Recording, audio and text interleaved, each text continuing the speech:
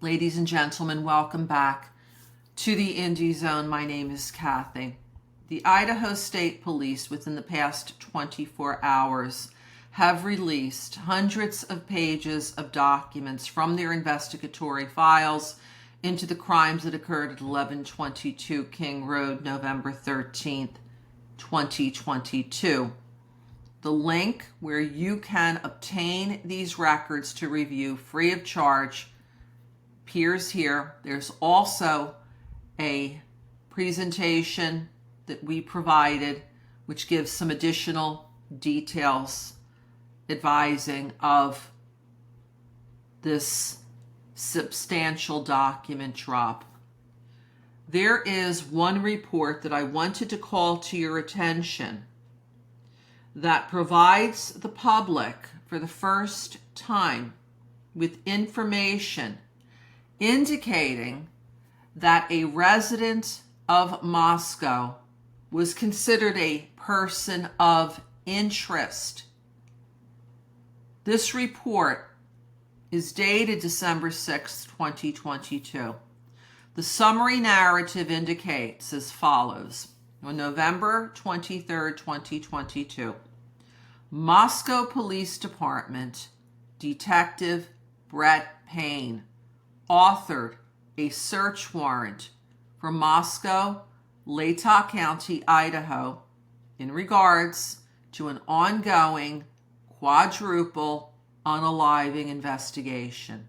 Idaho State Police Detective Jeffrey R. Talbot, was assigned to process as the lead crime scene investigator.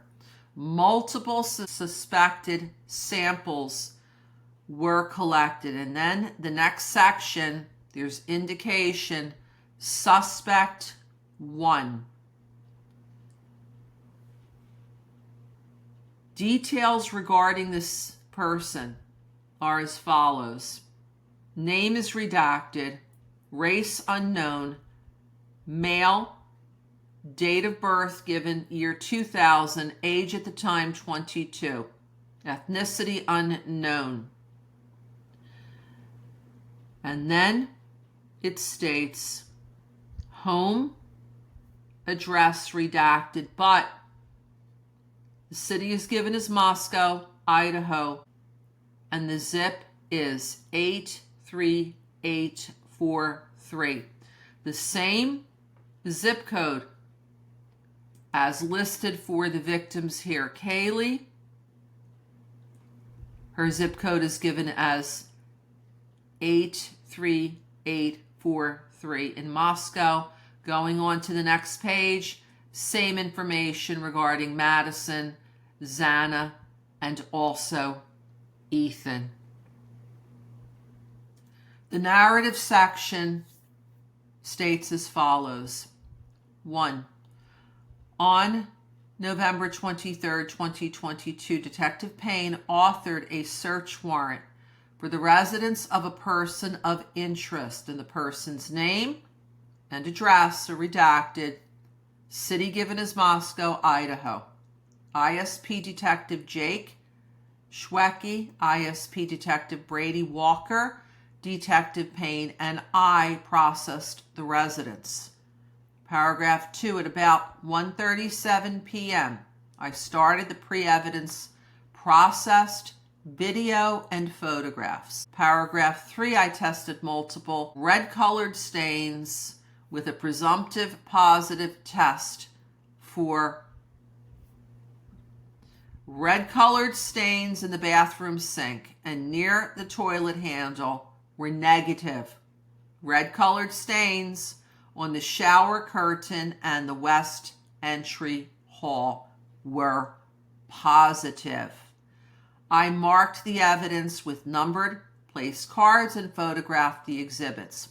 The following evidence was recorded and or collected. And then we see here broken down: A, Exhibit 085, B, Exhibit 086, C, Exhibit 087, and D, Exhibit 088, swabs described in further detail.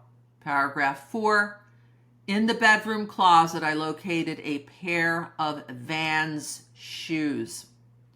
I tested the soles of the shoes. They were negative.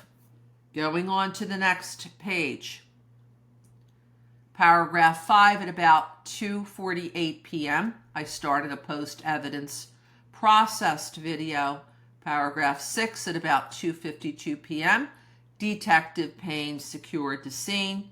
Paragraph 7, I transported the items collected to the MPD and turned the items over to MPD evidence technician Tim Smallridge. And paragraph 8, I entered the scene photographs into evidence, located at the ISP District 2 office, and provided copies to the MPD. And that is the conclusion of this 3-page report. Now, ladies and gentlemen, if I could point out a few things here. We had done a previous video of what appears to be this activity at this apartment, which may be at 500 Queen Road, located next door to where 1122 King Road was.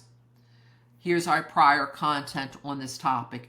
In no part of the Moscow Police Department's report was there any indication that the person was considered a suspect or a person of interest, as we see here in the Idaho State Police form, contrasting to the Moscow Police Department's form.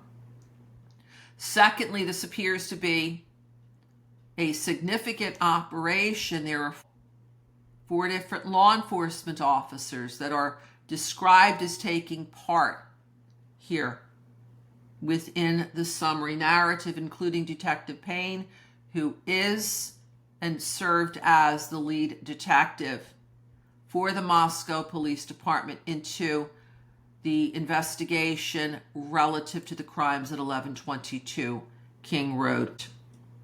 Third, there have been some questions as to why the victims sometimes in these reports begin with victim number 2, as Kaylee does here, and not victim number 1. There is no absolute explanation for this. Speculating, giving an opinion, it may be that victim number 1 may correlate in some way to the first count of the indictment, which was for burglary, a victim of the burglary that happened at 1122 King Road. Again, this is pure speculation. There is no definitive answers, however, that we've been able to locate to resolve that issue. There's also no explanation as to why the victims are listed here. Kaylee first, Madison second, Xana third, Ethan fourth of the unalivings. If you have any comments, any opinions, any feedback, any thoughts on this narrative, please leave them here. Until next time, this is Kathy. Thank you for joining us here today.